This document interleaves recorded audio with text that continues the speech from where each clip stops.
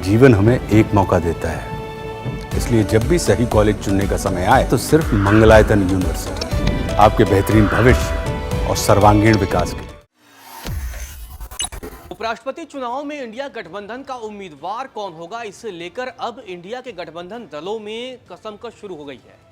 कांग्रेस तमाम दलों से, अपने घटक दलों से लगातार संपर्क साधने की कोशिश कर रही है और ये जानने की कोशिश कर रही है कि आप अपने उम्मीदवार दे दीजिए। लेकिन इंडिया गठबंधन के जितने भी घटक दल हैं वो लगातार उम्मीदवार देने से हिचक रहे हैं, बच रहे हैं। इसकी वजह क्या है? दरअसल वजह है चुनावी नतीजों की संभावना।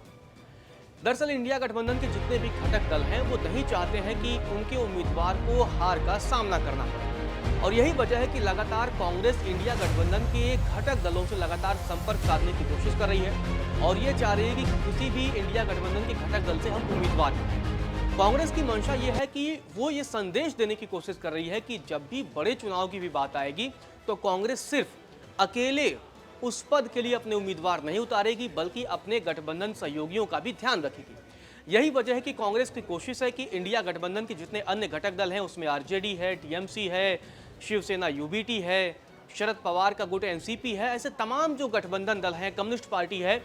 लगातार ये कोशिश है कांग्रेस की कि किसी भी अन्य दल से हम उम्मीदवार को उतारें और ये संदेश दें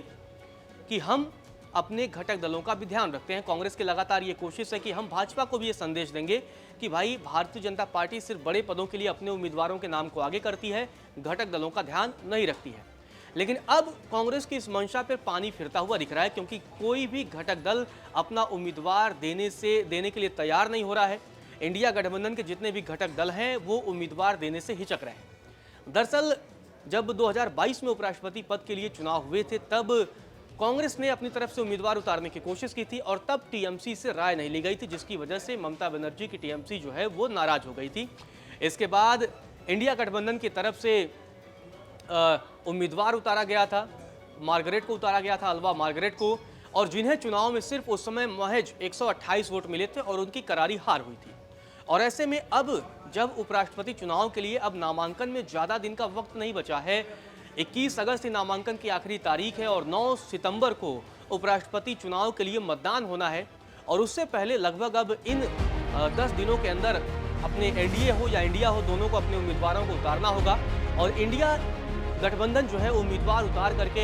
एनडीए के खिलाफ मुकाबले में जाने की कोशिश करेगी और ये संदेश देने की एक कोशिश होगी कि इंडिया गठबंधन के जितने भी घटक दल हैं वो एक साथ हैं, मजबूत हैं और मजबूती से एनडीए का मुकाबला करेंगे। और यही बड़ी वजह है कि इंडिया गठबंधन चुनावी मैदान में उतरना चाहती है, वॉक ओवर एनडीए को नहीं देना चाहती है, क्योंकि अगले 5 साल का सवाल है। क्योंकि जो भी उपराष्ट्रपति चुनाव के लिए चुना जाएगा वो अगले 5 सालों के लिए उपराष्ट्रपति के पद पर विराजमान रहेगा और राज्यसभा का सभापति भी वही रहेगा। तो ऐसे में ये पद जो है वो बेहद इंपॉर्टेंट हो जाता है। इसी वजह से कांग्रेस की लगातार कोशिश पहले यही थी कि लगातार अपने घटक दलों से संपर्क साधा जाए,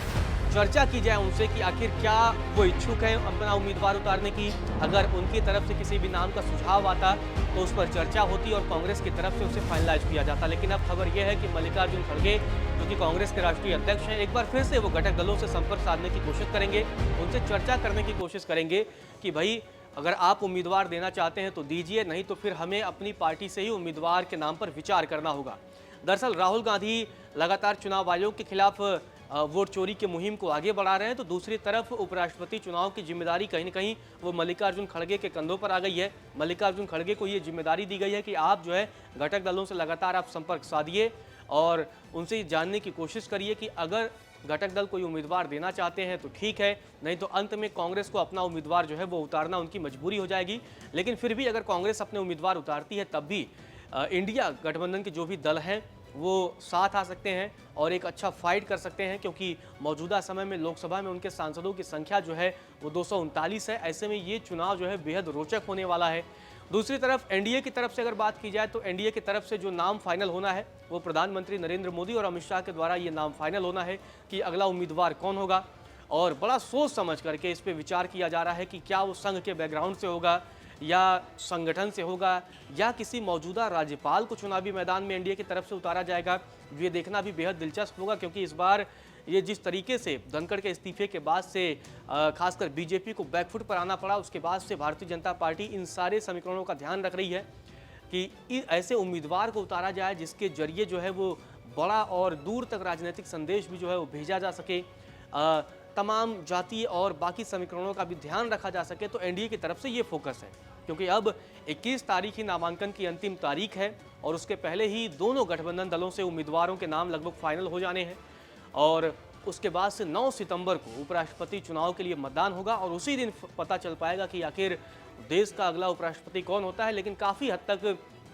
जो इंडिया गठबंधन में एक जो है वो बाकी दलों में एक जो है इनसिक्योरिटी दिख रही है, उसकी असली वजह यही है कि मौजूदा समय में जो आंकड़े हैं वो कहीं ना कहीं एनडीए के पक्ष में ज़्यादा हैं। ऐसे में कांग्रेस के अलावा जो इंडिया गठबंधन के अन्य दल हैं वो नहीं चाहते हैं कि, क्योंकि लगभग हार तय मानी जा रही है, क्योंकि जिस तरीके से अभी लोकसभा और राज्यसभा के जो वोटों के आंकड़े हैं, सदस्यों की संख्या है, उसमें एनडीए निश्चित तौर पर वो इंडिया के मुकाबले बहुत आगे है। ऐसे में अगर क्रॉस वोटिंग नहीं होती है तो लगभग एनडीए के उम्मीदवार की जीत तय मानी जाएगी। तो यही वजह है कि शायद इंडिया गठबंधन के जो अन्य दल हैं वो लगातार अपने उम्मीदवार देने से हिचक रहे हैं, उससे पीछे हट रहे हैं। अब देखना ये दिलचस्प होगा कि आखिर किसको जो है कांग्रेस पार्टी की तरफ से उम्मीदवार बनाया जाएगा और एनडीए की तरफ से, खासकर भारतीय जनता पार्टी की अगुवाई में एनडीए की तरफ से किसे चुनावी मैदान में जो है वो उतारा जाएगा। फिलहाल के लिए इस वीडियो में इतना ही।